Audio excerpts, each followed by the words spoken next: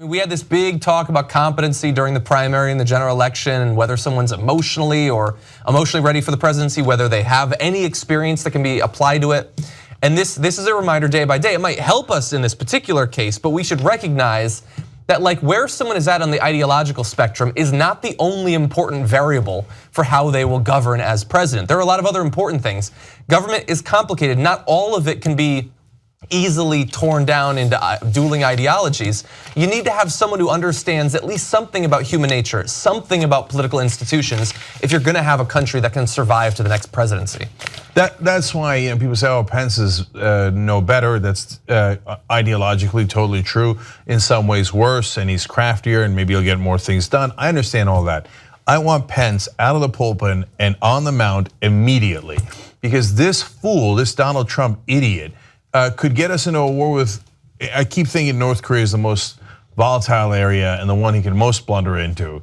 And then we've lost several 100,000 civilians, if not millions of civilians, before we know what before he can get his juice break. So we got to get him out of there, okay, for the sake of the country. Now, again, that's not up to us. He won the election. The only thing is, if the investigations show that he made a deal with the Russians, that's the only way to get him out. There's no fantasy world. I heard on Fox that's not a crime. Yeah, there's no fantasy world where he steps down because he's a danger to the world. That just doesn't exist. That's not a law. Yeah. And there's no fantasy world where he's replaced by someone other than Mike Pence. But we got to get him out.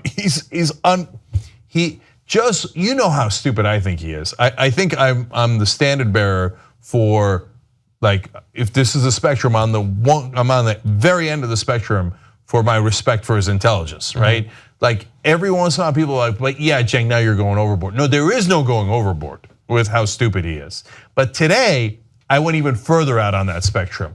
If you don't know that there are tax breaks for the wealthy in this bill, you don't know shit. You don't know anything. Anything. A danger to the whole effing world, man.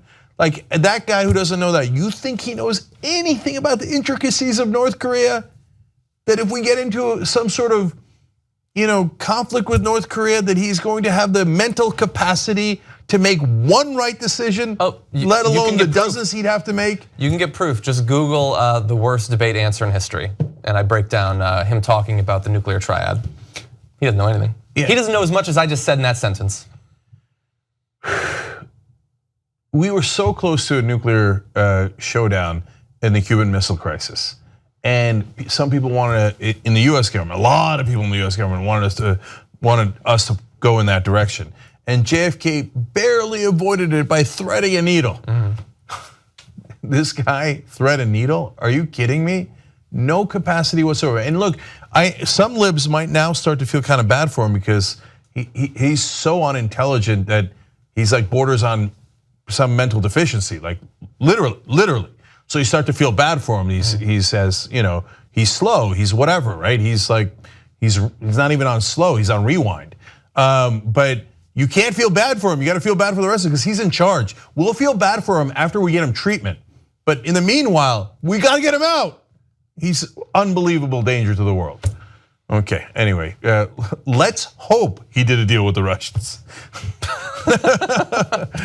What do you get for Young Turks membership?